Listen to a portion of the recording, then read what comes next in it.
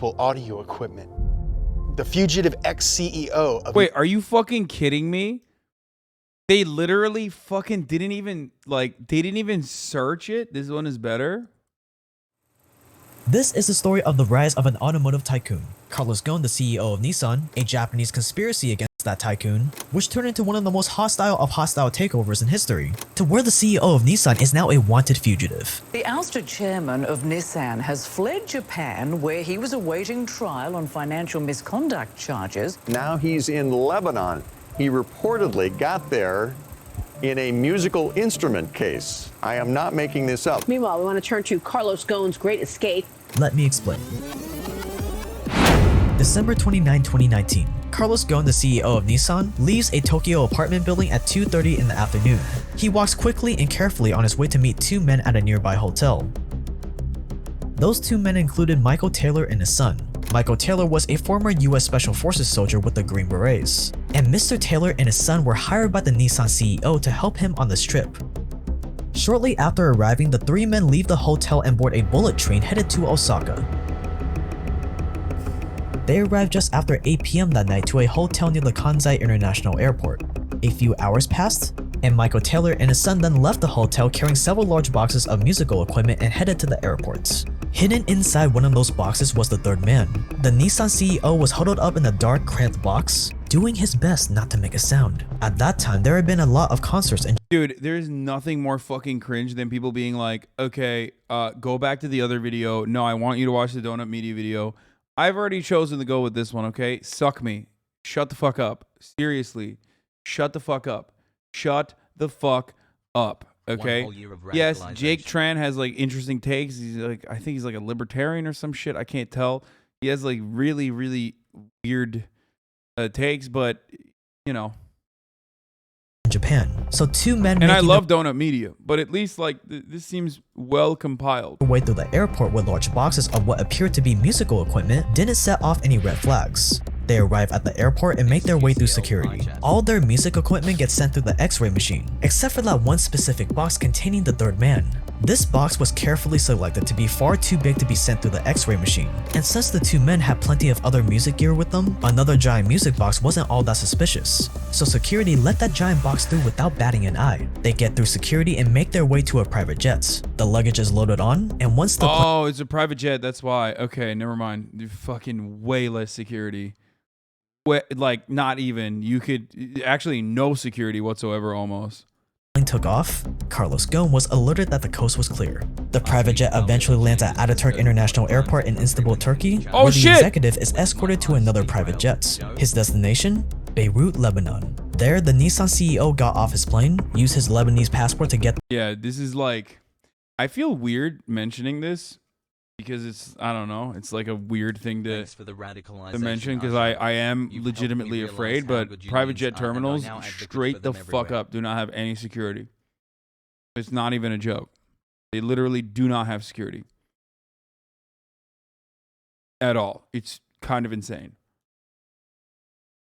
Through customs and heaved a sigh of relief. The CEO of Nissan had just successfully smuggled himself out of Japan with the help of a Green Beret and his son. Carlos Ghosn was one of the most respected businessmen on the planet. He helped save Michelin, Renault, and Nissan from becoming unprofitable disasters. And on the 29th of December 2019, he is... What's insane is post 9/11 security? Yes. But also, like I mentioned, private jet terminals don't even have like pre 9/11 levels of security in their fucking terminals. Like nothing. Nothing at all. I work in private aviation. That's true. Zero security. Like literally nothing. When I say nothing, I mean nothing, motherfucker. Like absolutely zero. Like you just literally walk on the tarmac and get on a fucking plane.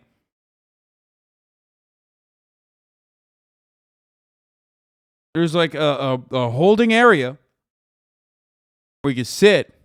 Sometimes there isn't even a holding area where you can sit. But when you find out, how little security there is in the private jet terminal and how much security exists for like regular folk flying in commercial airliners, it is insane. How do you know? I have flown in private jets. as you guys famously know and have made fun of a lot. One of the most famous memes in the community is from that one time when I flew with the David Dobrik's.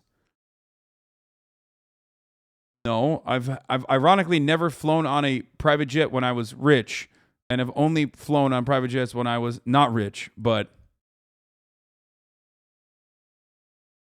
how much do you think he paid for that trip? That guy, I don't know, but how much have I paid for private jets?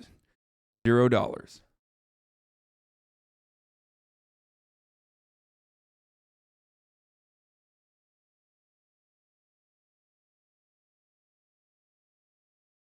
Yes, you can bring stuff hypothetically without a check. 100%. 1,000,000%. Here's the pic. Yep, there it is.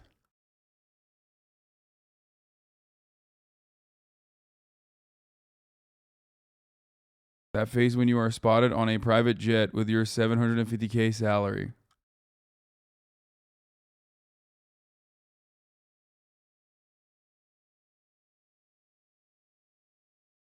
I'm so high here. This is after Coachella, where the Shorty Awards let me hitch a ride with Dobrik's to attend the award show and even announce an award in New York 3 years ago. I lost Best New Show to the fucking Hot Ones, and my career has never recovered since. Nice meme, though.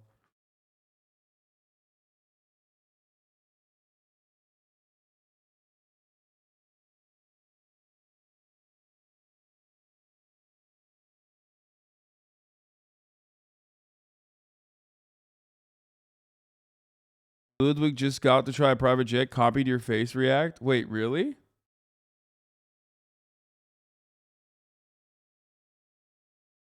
Get decapitated. Damn. How was everyone's Coachella? Good? Yeah, it was good.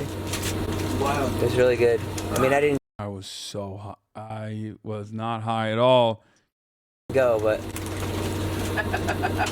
mine was really good because I didn't go. I feel that. David, you see Matt's vlogging? Yeah, I saw. That's so cool. I can't believe he's vlogging with that.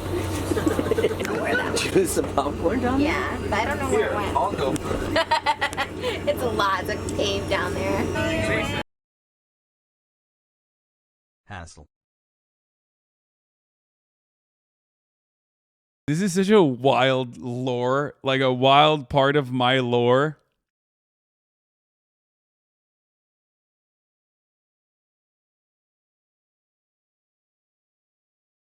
I was like trying to be.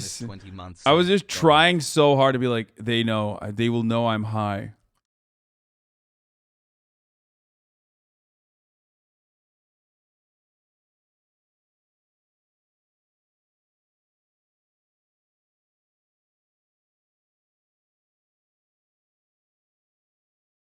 Two of Ethan's co-hosts and two of his ops.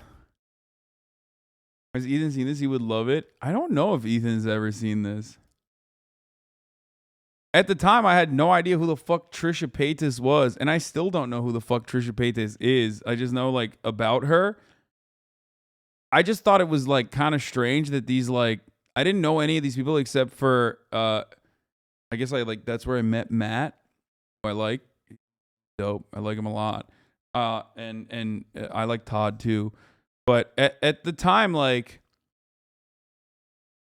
I did not know who these people were. And I just thought it was so strange that, like, there's this old guy hanging out with these, like, young boomers. And Trisha Paytas, who I was like, I don't know what that is. I don't know what that is. I'm not even.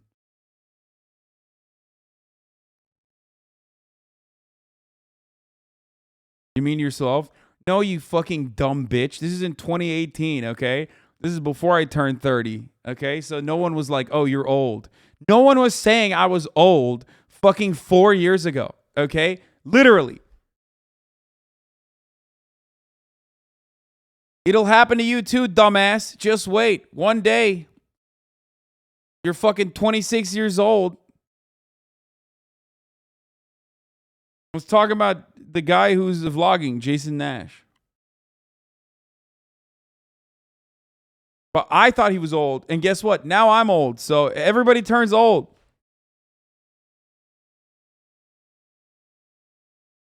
Once you hit 25, it all goes down fast, chat. Yeah, exactly. Wait, how you're the oldest man on that flight?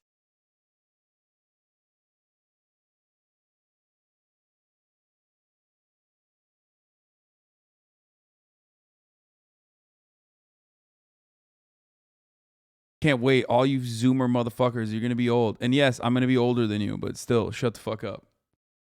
Escaped up to 15 years in jail and getting fined up to $90 million in reparations. A multi-millionaire, bona fide celebrity, business wizard, and now a wanted fugitive. The question is, why? Meanwhile, we want to turn to Carlos Ghosn's great escape. The ousted chairman of Nissan has fled Japan. How on earth did Carlos Ghosn make his escape without a passport and while he was under house arrest? Carlos Ghosn's ability to lift almost any business out of bankruptcy made him a world-famous CEO, with dozens of companies interested in bringing him on board. His skills are what put him in such a high position of power. And if you develop your skills— Shut the fuck up. Is this a Skillshare ad? Oh my god, what a fucking segue. Okay, this dude is like giving way too much information on the background of this guy. entire company in 1978, and he did really well, like insanely well. Just 3 years after starting at Michelin, he was promoted to plant manager in France. And in 1985, at just 30 years old, he was appointed COO of Michelin South America, with the goal of making Michelin South America operations profitable again, a goal he achieved after just 2 years. This was because of his unique approach to managing multicultural teams. He famously said, quote, "You learn from diversity, but you're comforted by commonality," end quote. Ghosn did so well as the COO of Michelin South America that just 4 years later, he became the COO of Michelin North America, and a year later, he was promoted to CEO. In just 11 years, Carlos Ghosn had risen up to the top 1% of the automotive industry. After working at Michelin for another 7 years, Ghosn decided it was time for a new challenge. He had made a name for himself turning Michelin around, and now he was looking for the next failing company to save. Renault, a French car manufacturer, was on the edge of bankruptcy and desperately needed some new blood to get to profitability again. Renault. And the man they hired was none other than Carlos Ghosn. In 1996, he became the executive vice president of Renault. He restructured all of the company's purchasing and manufacturing processes and brought them back to profitability just 1 year later. He literally saved— They don't have Renaults in America, right? Or Peugeot. Are there any Renaults or Peugeots in America? I don't think so, right? I mean, I fucking grew up with those shits, and it's so strange not seeing them ever. No, a giant corporation Renault. with a ton of moving pieces in just 1 year. Something most businesses think is almost impossible. It's not even good, so don't worry about it. They're fucking garbage. And you know, it's like not good anyway. Now Ghosn was seen as a business wizard. He brought 2 companies back into— French cars are illegal in America. Wait, really? Peugeot güzel araba ya. Neden yok orada? Nesi güzel amına koyayım Peugeot'un? Neydi? 403 müydü? 303, 403.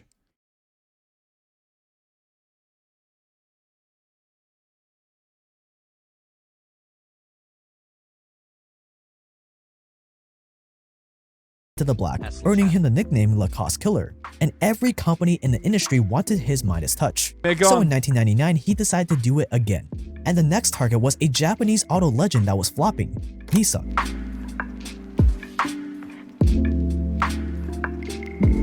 Oh my god, my man said the Renault Megane hatchback is awesome.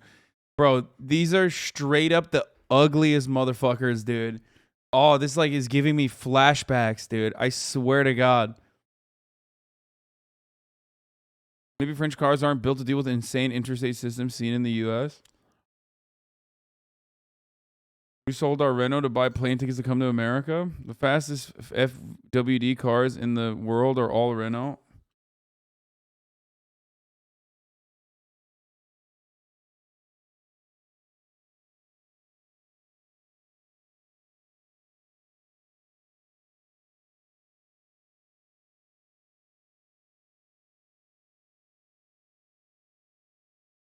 You know how these cars are dog shit because like they were literally, you know, these cars are dog shit because they were fucking all the Turkish cabs. Okay, when I was growing up in Turkey, Peugeots and Renaults were all the fucking cabs, other than the Tofaş. So that's how you know this shit is ass. Okay, not only is it ugly as fuck, but that's how you know shit is ass. Okay.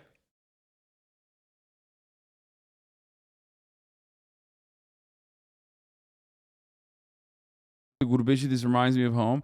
Honestly, I don't even fucking know what cabs look like in Turkey now. I don't know what they use now. The only cool Renault is the Clio V6 Renault Sport. No, dude, you're still driving a Renault. It sucks.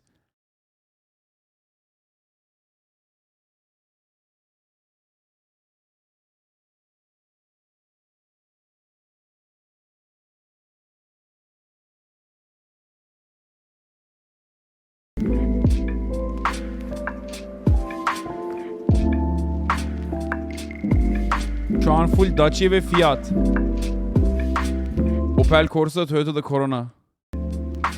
In May 1999, Renault bought a 36.8% stake in Nissan in what would become the Renault-Nissan Alliance and Ghosn's ultimate test in managing multicultural teams. He was able to get Europeans, South Americans, and North Americans to play along together, but would he be able to do the same with Japanese culture?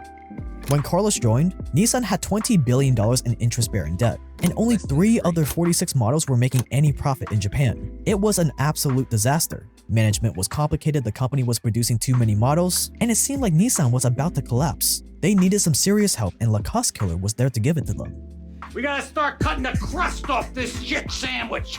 While maintaining his position at Renault, Ghosn joined Nissan as the new COO, and in this new position, he vowed to do the impossible again. He would make Nissan profitable. This is sick. This is actually sick. This is cool. I guess if you go far back enough, then you can find a sick fucking Renault. In just 1 year by the end of the year 2000, and he set to cut their debt in half by the year 2002. He called it the Nissan Revival Plan. And if he failed, he promised he would resign. It looked like a suicide mission. But by March 31st, 2002, he met his goals. But it came at a cost. He cut 21,000 jobs, shut down 5 manufacturing plants, and sold some of Nissan's most prized assets, like their aerospace unit. It was a bloodbath. And you don't do anything like that without making some enemies. Ghosn basically ignored every single Japanese business custom in the book by turning Nissan's corporate structure upside down. He took away unconditional lifetime employment, which was part of the culture there, and stopped giving away. This guy's a gigantic piece of shit. What the fuck? The entire reason why he made Nissan into a fucking profitable corporation is because he literally just did mega vulturous capitalism, dude. He was like the fucking Godzilla of capitalism to Nissan. Promotions based only on seniority, which was another custom in Japan. See, as a 100% Asian myself, I've seen both sides and can confirm that Asian culture tends to be a little less racially inclusive and much more prideful than, say, Western culture. See what I did there? I made sure you knew I was Asian first so you can't cancel me. Ask any other Asian and they'll probably confirm. So put yourself in the shoes of an executive at Nissan. You are a proud Japanese man at a proud Japanese car company with a lot of heritage. You have seniority, you don't have to worry about getting fired for the most part. Even though the company is in bad shape, things are going pretty well for you. You have status and command respect. Then comes in this Westerner with his arrogance and big attitude. He starts uprooting everything. Nissan is no longer a 100% Japanese company. All he cares about is profit. He fired 21,000 Japanese people, putting them on the street, and he's getting— This dude just slipped in a shut the fuck up libs. I love him. Oh god, you're such a fucking simp. Yeah, okay, bro, I got it. Like, he's saying identity politics is bullshit when describing Japanese culture. But the reason why people probably fucking hated him wasn't necessarily because he was— well, I mean, Japanese people are very proud about their customs.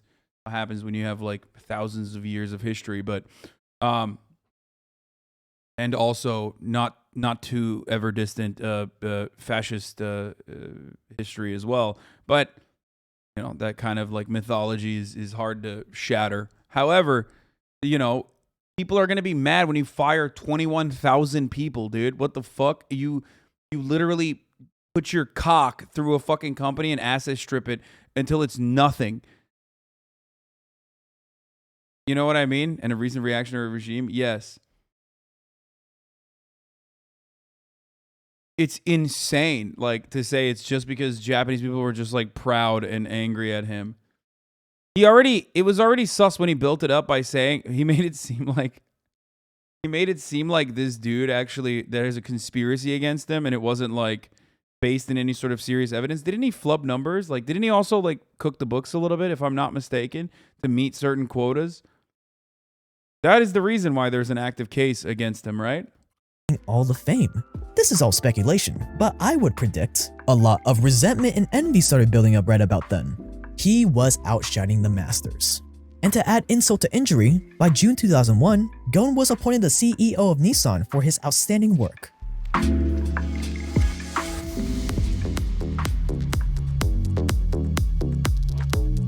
By 2002, Nissan was one of the most profitable car companies in the industry. Gon had taken them from a $6 billion loss to a $2.7 billion profit in a single year. But that wasn't enough. He wanted more success, more fame, and obviously more money. So in May 2002, he announced a new plan. This year is going to be another record year for the industry. He would increase Nissan's global sales by 1 million, achieve an operating margin of 8%, and completely eliminate all its debt, all by the end of September 2005, a 3-year time frame. Gon was in an all-out scramble to get to the top. He was going to be the best, and he would use Nissan to prove it. And Lacoste Killer strikes again. Not only did he reach his goal, but he did so well that Renault even increased their stake in the company to over 44%. By now, Carlos Ghosn was a superstar in the business world. His abilities got him awards like Fortune magazine's Asia's Businessman of the Year and Time magazine's list of global influentials. It was only natural that in 2005, Ghosn was named president and CEO of Renault too, making him the first person to ever run 2 Fortune 500 companies at the same time. It seemed like Ghosn could go nowhere but up, and for I don't even need to see anything more than up to this first 10 minutes to be like, jail this man, okay? That's it. I've seen enough. This man going to jail. Just that fact alone, enough for me to assume I would jail this man first and then figure out the crimes later, okay? Many such cases of successful CEOs deserving a similar fate, by the way. Cut jobs, not executive salaries. Chills. a few years, that was the reality. But then 2008 hits, and it all starts going downhill fast.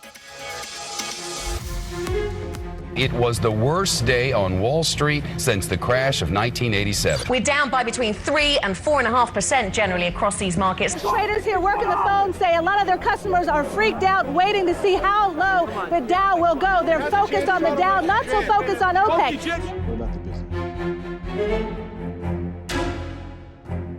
2008 was a bad year for everyone, and Nissan was no exception.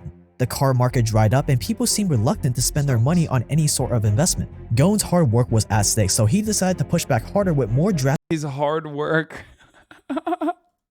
measures than ever. In 2009, he released the Nissan GTR, hoping it would spark interest and sales in Nissan again. Okay, I take it back. That's pretty cool. That's a cool move, to be fair. In 2010, Nissan debuted the company's first EV, the Nissan Leaf. But it seemed no matter— Okay, never mind. Back to jail. Like, straight up back to jail, actually. That cancels itself out, so we're back to jail. What he tried, nothing could really get Nissan back to its spot as one of the most profitable car companies in the world. So he switched lanes and started gunning for more sales, offering massive bonuses to any car dealers who could meet the crazy sales goals he set. These bonuses were so big, car dealers I loved it. Like, when you love CEOs so much and you're making arguments about CEOs, you have to make it seem like he invented the GTR. Like, I loved it in our pro-capitalist understanding of the fucking world is just he straight up invented the GTR. LFG. actually buy their own cars just to reach the goal and then sell the used cars they bought a few months later, driving up sales artificially. It was a desperate attempt to get Nissan back to the top, but it was all in vain.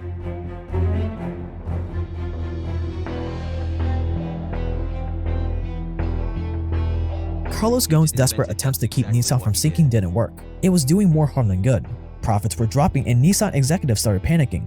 Even though Nissan was losing money, Ghosn seemed to go on as usual, even buying a 34% stake in Mitsubishi. All the while, Nissan struggled to stay afloat. Lacoste Killer seemed to have lost his magical touch. And it didn't help that at the time, Ghosn was making $16.9 million a year and still wanted a bigger salary, even though he was being paid 11 times more than the CEO of Toyota. In his mind, he deserved it after all the hard work he had done for Nissan. And to be fair, he was still getting paid less than his American CEO counterparts, and he could easily leave Nissan for any other car company in America and be paid what he's worth. Yeah, of course. That's why CEOs deserve, competitive market rates, obviously. Yo, this dude said hard work like 11 times when talking about the CEO so far, and not once when the 21,000 employees were fucking fired, and literally even went so far as to say that the practice of ensuring like lifetime employment is actually a bad thing. I don't need to know more. I don't need to know more about where his attitudes lie with respect to capitalism. Because, I mean, holy fuck. Holy shit, dude. I did choose to watch it because I think he makes interesting videos and compiles them well. But the final straw was his plan to merge Renault and Nissan. As we mentioned, Japan is a traditional patriotic country. Nissan's board members had tolerated Gon's disregard for Japanese culture, his demands for a bigger salary, and his ruthlessness because he was making them money. But as profits fell, more and more animosity was building. His huge salary, his plans to merge Nissan and Renault, which would really make them not a Japanese company anymore. Someone said, Toyota's CEO makes 11 times less and they beat Nissan. Many things to consider here. Yeah, well, also because the fucking Camry is the greatest vehicle of all time. Corolla, Camry, Toyota Tacomas. I mean, 4Runner, Land Cruiser, which is now discontinued or at least works under the Lexus umbrella. The Hilux. Fuck, man. They're so good. Just actually the best cars. Oh, my God. I love Toyotas. One of my friends is a Tacoma. I found out.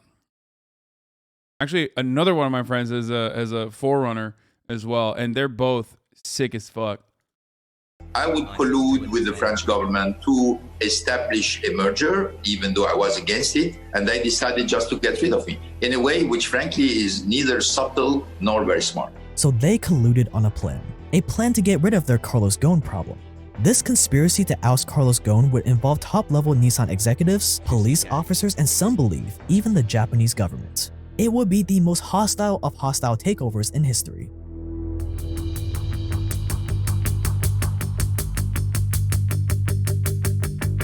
November 2018, Carlos Ghosn receives a request. Toyota is the sole reason terrorism exists.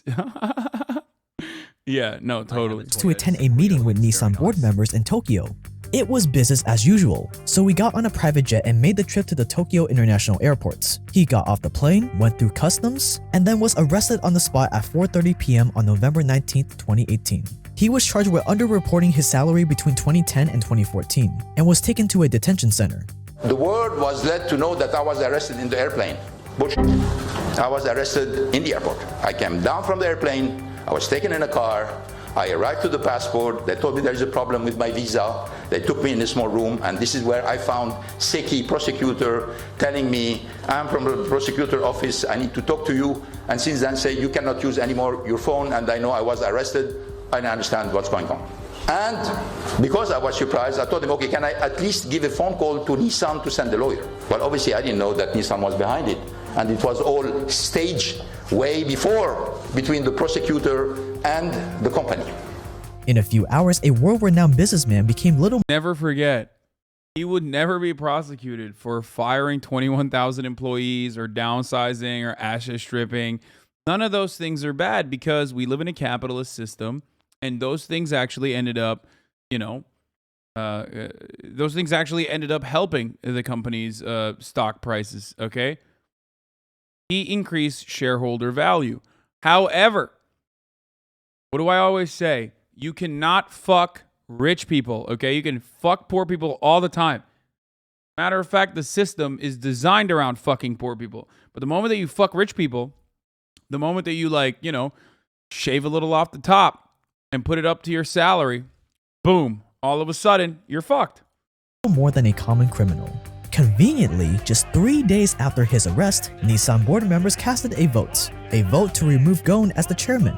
4 days later, Mitsubishi voted him out as well. The man that saved Nissan was stabbed in the back by the very people he saved. Oh my God. For Nissan, their enemy was out of the picture, but for Carlos Ghosn, this is an extremely biased video, but it's awesome because of how biased it is.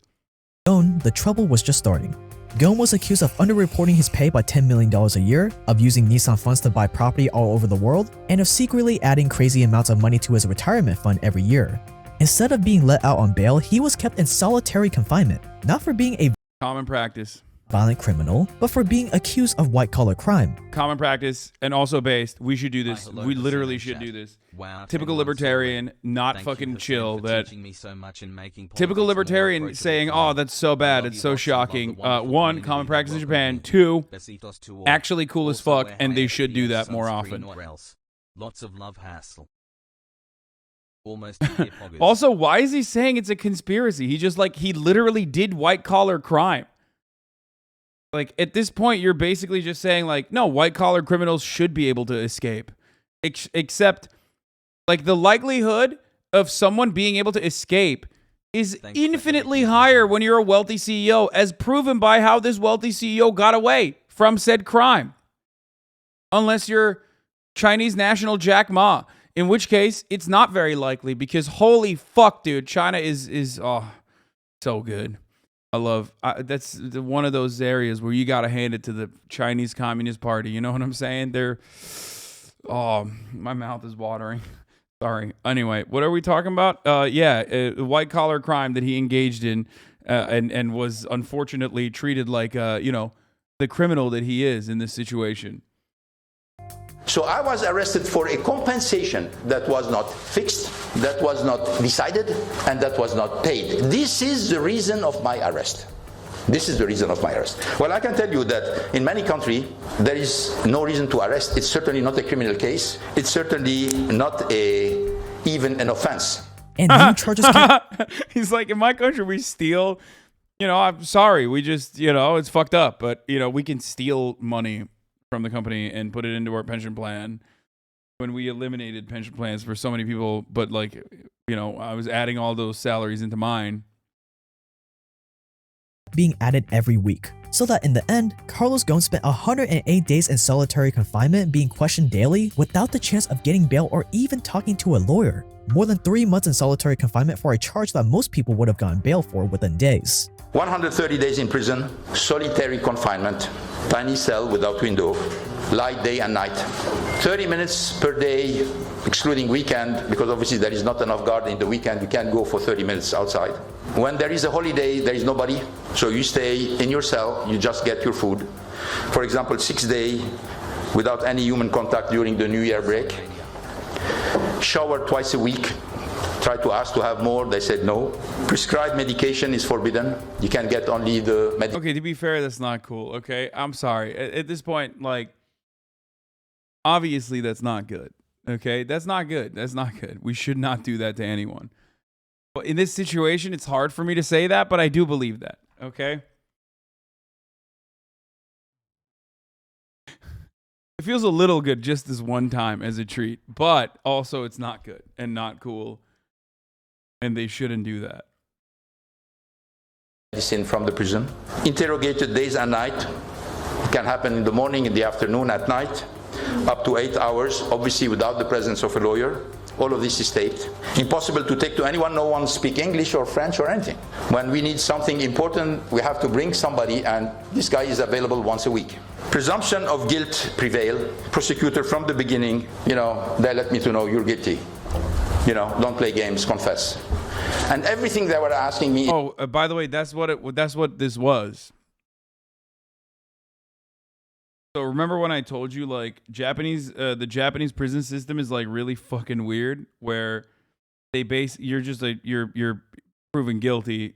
There's no, if you try to claim that you're innocent, the reason why they have a 98% conviction rate is because of this. They literally torture you if you don't admit to guilt, even if you're not guilty. But he was. So he didn't even need to most likely he didn't need to do any of this. He just needed to admit to guilt, and he would have probably gone free. That's what I was trying to describe to you guys before.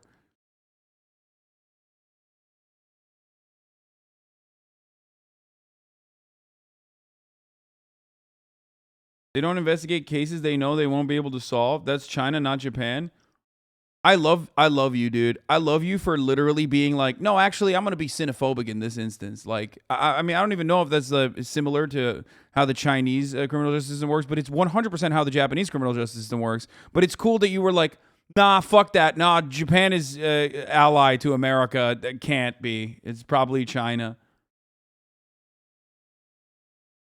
Yes, they literally torture you in Japanese prisons until you admit to being guilty. In this case, he was literally guilty. Straight up, because solitary confinement is torture, obviously. Like, if I'm going to put my serious face on and forget that this is a CEO for a second and, like, think that he's a human being for a second, the reality is solitary confinement is torture. And the treatment that he received is torture, okay, by human rights standards. But having said that, that is literally how it works in the Japanese prison system, in the Japanese criminal justice system. They investigate you. They already fucking know you've done a crime ahead of time, and they will force you into submission to admit an admission of guilt. And if they don't, they can literally keep torturing you indefinitely. I think there's a limitation to how much they can torture you before you can at least get a lawyer. But even after you get a lawyer, they can do that. So, let's be fair. Is not to try to discover the truth, is to try to find reason to make sure that their accusation will be stronger. It turns out that... What anime did you learn this from?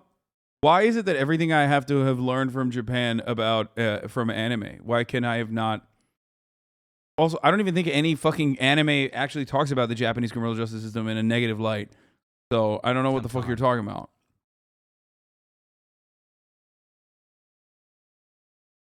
One of the guys involved in keeping Gon's books was Hari Nada. Hari Nada decided to take a deal with the police and turned against Gon to avoid being charged alongside him. That's where the police got all their information. Nissan board members even tried to hack Gon's emails to get more dirt on him. All this meant that Carlos Gon spent 108 days in jail with no contact with his lawyers or family. Every time he tried to get bail, new charges were added, so he had to spend more time in jail. Literally because he did not admit to guilt. That's God. Anyway. Finally, after 3 months of being in jail, Gon was released on bail. I'm not saying this is okay, by the way. I don't think it is. I think it's bad and wrong. However, this is how they operate. Like, if he had admitted to guilt, they 100% would have given him, like, whatever kind of fucking slap on the wrist or some shit. And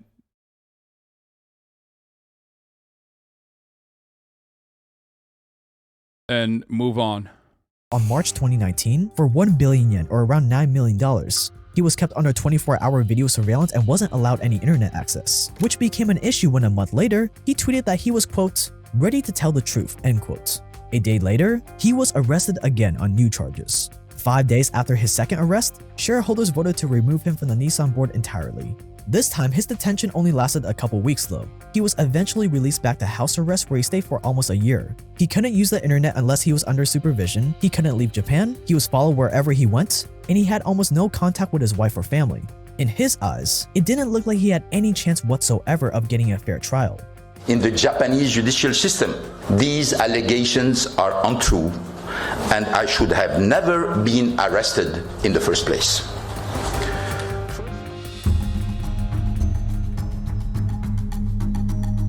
In December 2019, more than a year after his first arrest, Carlos Gon makes his daring escape from Japan in a box, all the way to Lebanon where he still is today. Quote, when you get in the box, you don't think about the past, you don't think about the future, you just think about the moment. You're not afraid, you don't have any emotion except a huge concentration on this. I mean, this is a story where he literally evaded the law when he was 100% guilty, okay? This is the reason why he's an international criminal. And he did so by hiring some fucking Green Beret. Like, it's actually bullshit. This is your chance, you can't miss it. If you miss it, you're gonna pay with your life, with the life of a hostage in Japan. Even though Lebanon and Japan are on good terms, they don't share extradition treaties. So for the time being, Gon is safe with his family. But for the Nissan execs and the guy who helped them escape, their future isn't looking quite as bright.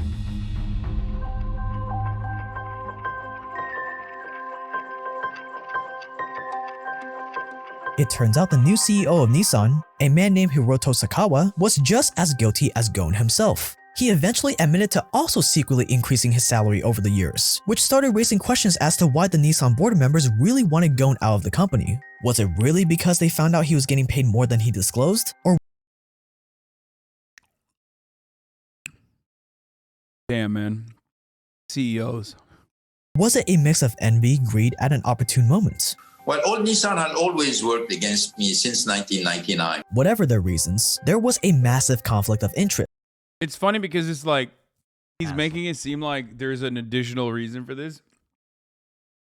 First of all, I don't know what the details of the new Nissan CEO, but he's a fucking CEO. I wonder why he did that. Oh, that's right, because he's the fucking CEO. You know, doing CEO shit as one CEO does, right? Baby has boy. But the real reason isn't because he was an outsider foreigner.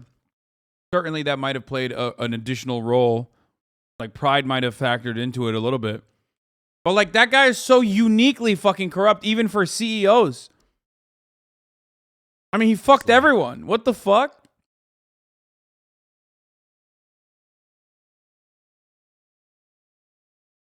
Since the same board members who collected evidence and conducted an internal investigation were also the guys lining their own pockets. Then comes another twist.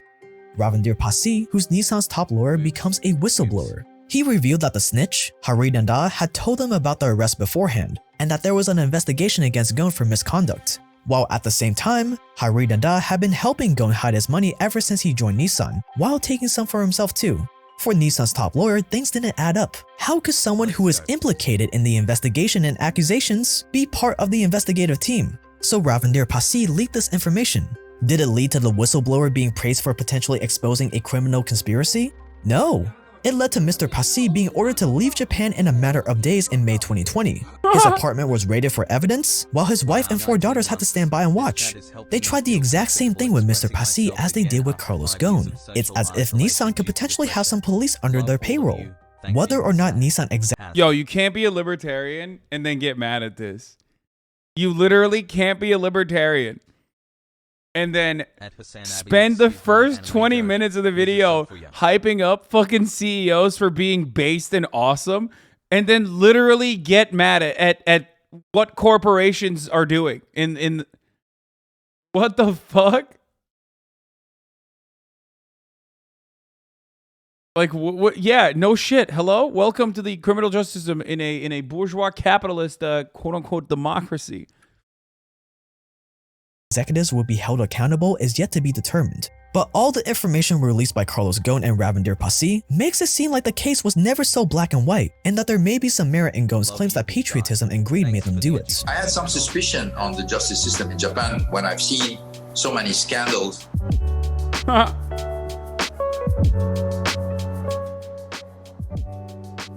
For now, Carlos Ghosn is safe in Beirut, where he's if he's such a fucking poggers-based CEO, how the fuck is no other Western company actually currently personally hiring to be the CEO? Living with his wife and family and trying to build a case against Nissan that would be heard in any court outside of Japan. Japan has issued a red notice for his arrest through Interpol. Michael Taylor and his son Peter, who both helped Ghosn sneak out of Japan, weren't so lucky. On May 20th, 2020, Peter and his son were arrested in the US. A few months later, the US agreed to extradite them to Japan. And in July 2021, after pleading guilty to the charges, Michael was sentenced to 2 years in prison and his son got 20 months. There was no mention of the more than $800,000 both men were paid to get Ghosn out of Japan. After admitting to have received $440,000 from Nissan as a mistake, other countries have extradition treaties with... No, I understand that, but like, come on, bro. This dude's a fucking multi-millionaire mega CEO, dude. I'm pretty sure other countries would overlook it, right?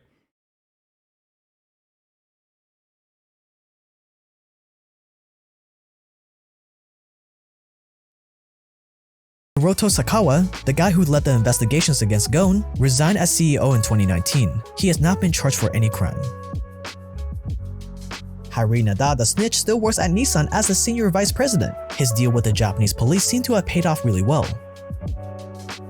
And Ravindir Pasi, the lawyer turned whistleblower, he doesn't work for Nissan anymore either. He got fired soon after sharing information of the conspiracy against Ghosn. Since Ghosn's arrest, Nissan and Renault have lost almost— Dude, are you guys like... Dude, the parasocial shit is like kind of creepy, man. Like... I mean, you're correct, but it's like creepy that you're analyzing every single move I do on stream to just be like, oh, he looked down on his phone and responded to like a message, obviously. Like, it's creepy. I'm gonna be honest with you. Like, doing that is weird. It freaks me out. Please. Almost $30 billion in market value. Stop it. Even after Renault tried slashing jobs and cutting down production, two of Ghosn's signature moves, the company is still struggling. So is Carlos innocent? Was he just doing stuff you expect a CEO to do? Did you know Japan could be so corrupt? Because in the West, Japan is painted as this idyllic paradise. Let me know what you think in the comments below. What's up guys, I'm still in the middle of moving, so hence the blank background. It'll be like this for the next few videos, but we're still doing the iPhone 13 giveaway. All you have to do is be subscribed to this channel. You don't have to like resubscribe or anything if you're already subscribed, but yeah, subscribe and I will pick the winner in probably like the next 1 to 2 weeks. Yes, it will actually be a random subscriber that wins, not some rigged competition. And all you gotta do is subscribe, which you should if you're new here, because we make video essays, documentaries just like this one every single week on the most provocative stuff in the world of money, power, war, and crime. If you want more day in the life kind of stuff, you can follow me on Instagram at All right, I got a guest over here. All right, boys. We were watching the Nissan CEO. No, that's not the Nissan CEO. Here, pull that mic in front of you. Yep, there you go. I got multiple mics. Wait, wasn't... Hello. Whoa. There's one camera, but that's not what we're going to be using. This is the one we're going to be using.